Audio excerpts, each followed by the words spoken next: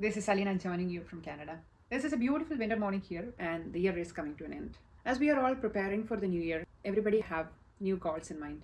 So I'm here to explore how we can holistically set our goals, taking into consideration various aspects of our life. The major aspects I will be discussing with you today are the physical, mental, spiritual, and material well-being. I used to be a finance professional. I had a meaningful career, but at some point I was fully burned out. The career was the only thing that I had. My health was in a downhill. My relationships were not going good. So I had to pause and I had to look at new ways to live my life. Today I'm here to share with you what I have learned over the years when I started looking at my life in a different viewpoint.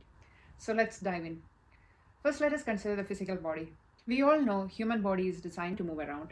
So if you're in a job where you sit for most of the time, are you really exercising? Are you getting enough sleep?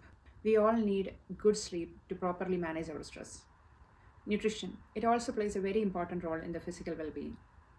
Sometimes the deficiencies of some vitamins like B12 that can make you depressed. And how much do we know about that? Are we really paying attention to what we are eating? These are all the aspects that we have to consider when we look at the physical well-being. And you need your body to live a good life.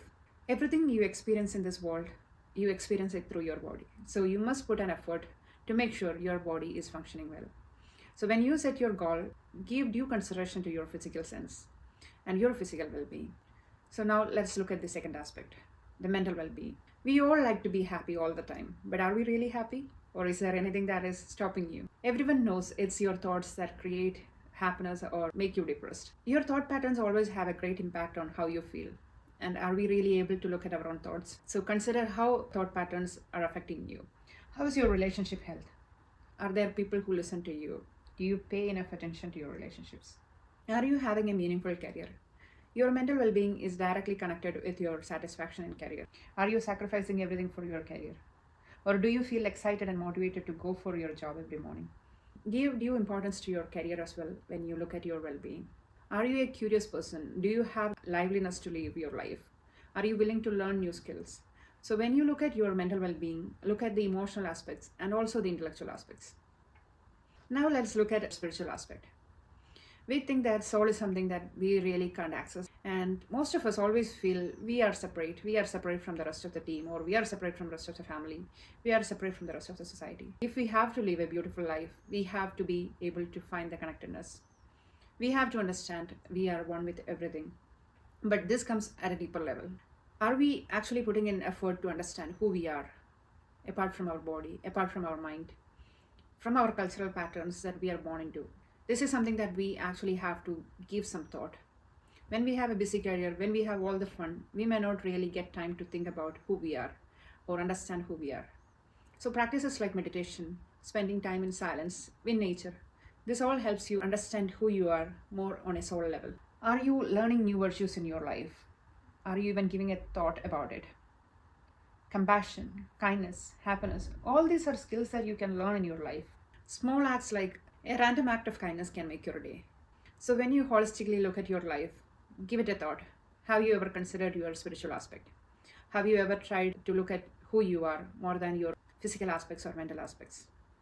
Even with all these physical, mental, and spiritual aspects, we still need to live in this world, and we are human beings. We need material things. We need finance, we need money to live. So material aspect is something that we also have to look at.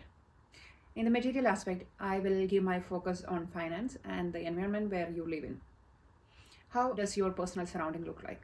Is it a cluttered environment, or do you actually know where what is? A person's surrounding actually matches with a person's mind. So declutter your space and you will be able to declutter your mind. Look at the surrounding you are in and see if the surroundings are actually giving you happiness. If not, what you can do to change that. Maybe it's just a small arrangement. Having a process to keep your house neat and clean, that is something that you have to look at. And how is your financial health? What kind of a consumer are you?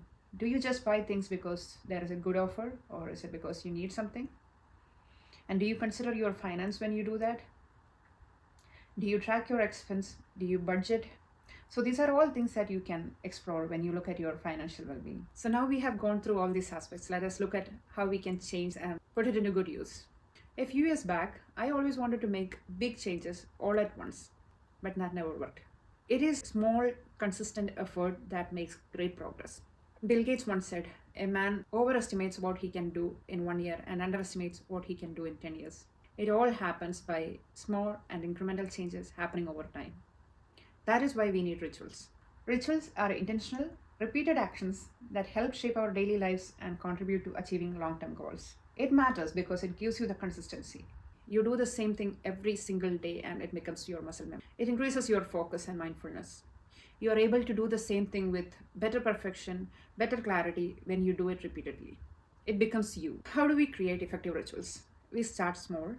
We make sure it is aligned with our goal. For example, if your goal is to have a healthy body, maybe start by drinking a glass of water every day. Keep that as your ritual. Once that becomes your second nature, try to piggyback a few new habits. Maybe do a little stretch. Go for a morning walk. Even if you couldn't follow the ritual for a day, don't beat yourself up. You can again start. When you fall down somewhere, get up again and start over. Keep going. That is the key. Most important thing is you have to keep track of your rituals.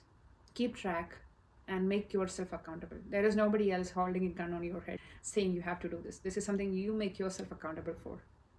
Fabulous is an app that I use and is really effective for me. I use Black Lotus for meditation. We are living in tech generation, and when we have all these applications which we can put to good use, why not we do it? I hope whoever is listening to this will take into consideration all these aspects when you look at your goals for next year, and you will create small rituals that will help you get there. Remember, don't overestimate what you can do in a year and underestimate what you can do in 10 years.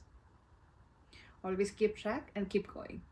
When you are on this journey of self-improvement, sometimes you may feel like you need somebody to hold your hand, somebody to help you navigate this journey. And if you feel like you need somebody to help you in this journey, please feel free to reach out. My email ID is given in the comments, and you can always send me an email. Thank you for watching.